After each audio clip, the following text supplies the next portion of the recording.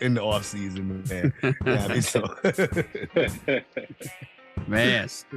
So Walter, you and I met at a open mic here in Lexington.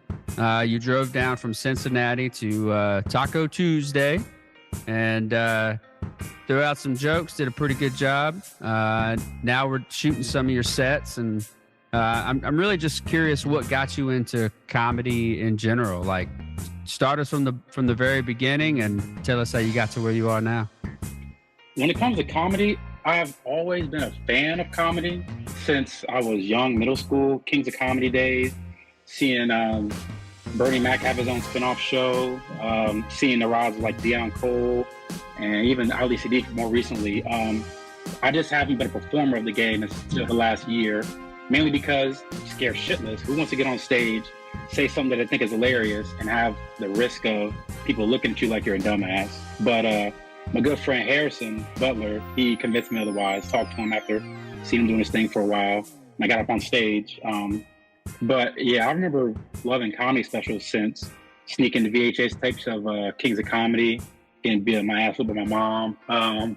Seeing who else? If it wasn't D.L. Hughley, if it wasn't Bernie Mac, it was Eddie Murphy's old stuff. Just whatever I could get my hands on. When I got of age to actually watch what I want, it started to become more and more of the younger crowd. Like I said, Deion, Ali, some Kevin Hart when he first started off. And it just grew from there, and finally got my ass on stage. But yeah, I've always loved comedy. It's tough to get up there, man. Yo, for sure. What was your first night like? First night was actually really well. I was scared shitless. It was at Hi-Fi on the Jack Snodgrass. We left there, Chicago, and I remember I had 2-3 days in a row just practice what I was gonna say for 4 minutes 30 seconds. Yep. And to my surprise, they were laughing throughout all of it. I was talking about just nonsense, stupid shit. And then I realized it doesn't matter exactly what you're talking about. It matters more about the ideas you're conveying and just the presence on stage. And for sure, once I realized that, it got more fun. But yeah, that was the first night was Hi-Fi back in March, April this year. So I'm still not even a full year in, but it's been a hell of a ride. It's been fun so far. Well, you seem pretty confident when you're on stage. You've got your own like swag to you. You're kind of chill. You're kind of laid back. Your punchlines are always delivered pretty clearly. Like I'm surprised to hear really that you've only been doing this since March.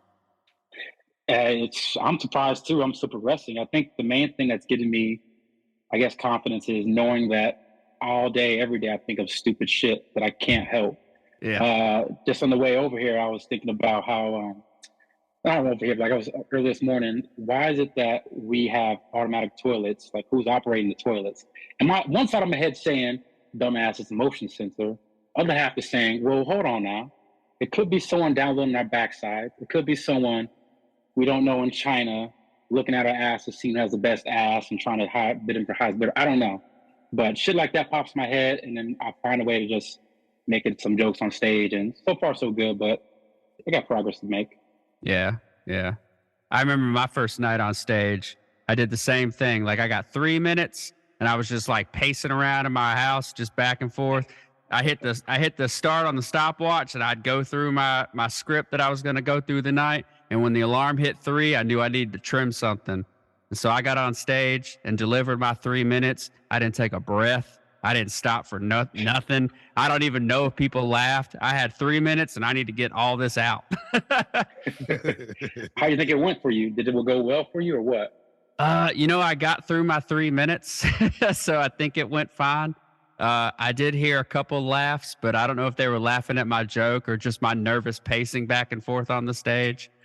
It's not, I don't think it was that great. I've tried to retell those jokes, and they haven't gone so well. So I have to assume it was not a good first impression. Okay, keep shooting. I keep learning, keep shooting. That's right, man. That's right. Sway is he's a rapper, singer, producer extraordinaire. And he spent a lot of time in New York going to open mics, and not for comedy, but for music. So he's got some experience with going on stage for the first time and trying to entertain. And I don't know if this is going to work or not, right? Yeah. It's back when I used to do open mics, I called it chasing ambulances because you did it's like a lawyer at an emergency room. The ambulance roll up and they hand you your card, then get some work. It was kind of similar to that. I would go to open mics to sing in hopes to land a gig. You know what I mean? So, and it was interesting. It was in New York. Did a lot of it in New York City, and so I know how it can be to go to like a strange place that you probably normally wouldn't frequent and deliver your gifts to people in hopes that they like it. You know what I mean? What's your style like? What's your comedy style? Because I'm a huge fan of stand-up.